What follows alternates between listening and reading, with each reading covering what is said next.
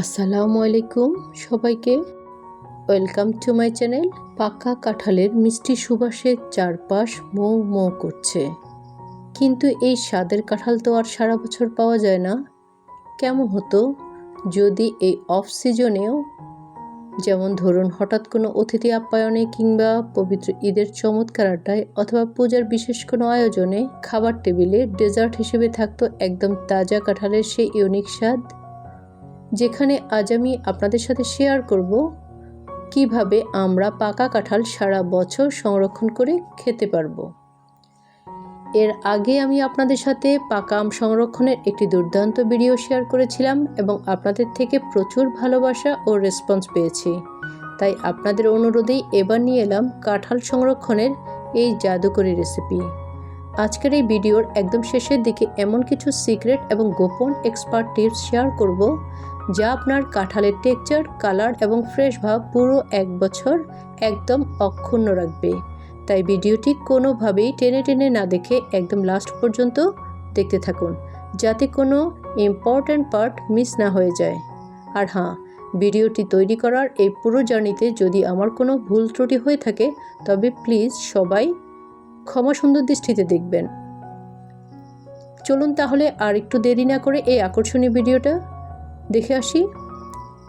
কাঁঠাল দীর্ঘদিনের জন্য ফ্রেশ বা পারফেক্ট রাখার এই প্রসেসটি শুরু করতে আমি এখানে বেশ কিছু তাজা লেবু নিয়ে খুব ভালো করে পরিষ্কার করে ধুয়ে নিয়েছি এবং সেগুলোকে ছোট ছোট পিস করে কেটে নিচ্ছি, যাতে রস বের করতে অনেক সুবিধা হয়।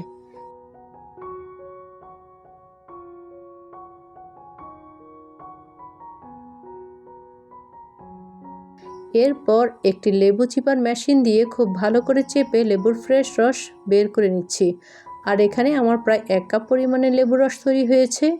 এই ফ্রেশ লেবু রসটি আমাদের রেসিপিতে সম্পূর্ণ প্রাকৃতিক প্রিজারভেটিভ হিসেবে কাজ করবে, যা কাঁঠালের আসল টেস্ট এবং সুন্দর কালার ধরে রাখতে সাহায্য করবে।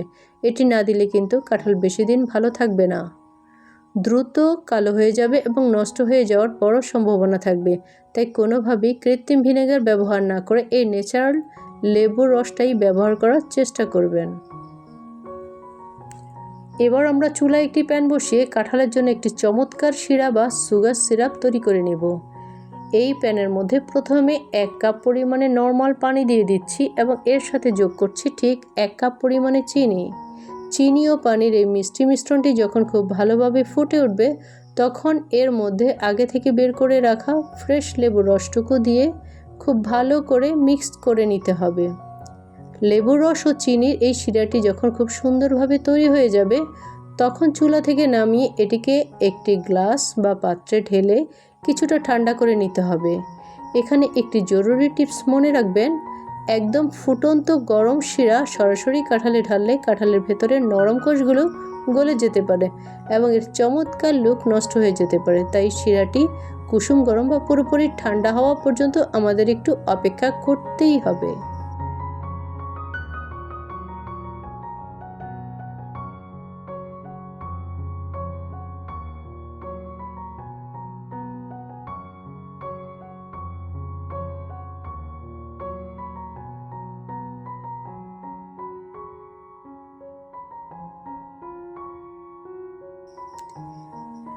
এই যে দেখুন, আমি এখানে কিছু বড় বড় বা কোয়ালিটি সম্পন্ন পাকা কাঁঠাল নিয়েছি। তবে খেয়াল রাখবেন, সংরক্ষণ করার জন্য এরকম একটু শক্ত ও টান টান কোয়াযুক্ত কাঁঠাল নিলে সবচেয়ে ভালো হয়, যা গলে যাবে না।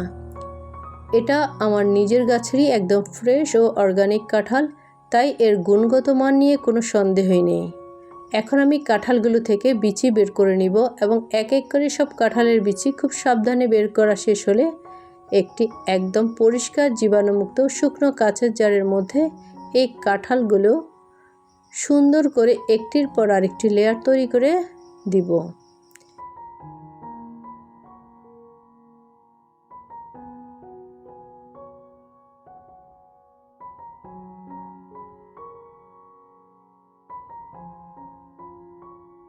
এরপর এর উপর ঢেলে দিব সে আগে থেকে তৈরি করে রাখা লেবু চিনির ঠান্ডা শিরাটি, যেন কাঁঠালগুলো পুরোপুরি শিরার মধ্যে ডুবে থাকে, কোনো অংশ যেন শিরার ওপরে ভেসে না থাকে।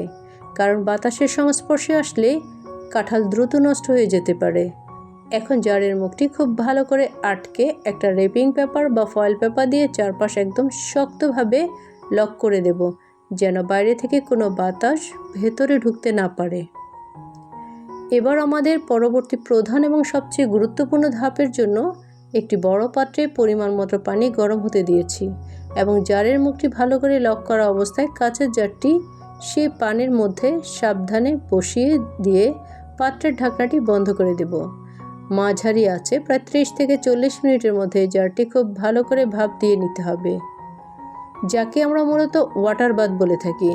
এই দীর্ঘ সময় বয়লিং প্রসেসের ফলে জারের ভেতরে যদি কোনো ক্ষতিকারক ব্যাকটেরিয়া বা অণুজীব থাকে তা একদম ধ্বংস হয়ে যাবে এবং জারের ভেতরের সমস্ত বাতাস বের হয়ে গিয়ে একটি পারফেক্ট ও শক্তিশালী ভ্যাকুয়াম তৈরি হবে, যা কাঁঠালকে পুরো 1 বছর কোনো কৃত্রিম কেমিক্যাল ছাড়াই একদম সতেজ রাখবে। ভাপ দেওয়ার এই প্রক্রিয়াটি হলো আমাদের আজকের ভিডিওর সবচেয়ে বড় গোপন টিপস, যা সঠিকভাবে না করলে কাঁঠালে ফাঙ্গাস পড়ে যাবে এবং আপনার পুরো কষ্টটাই বৃথা যাবে। তাই সময় মেপে অবশ্যই 40 মিনিট ভাপ দিয়ে নেবেন।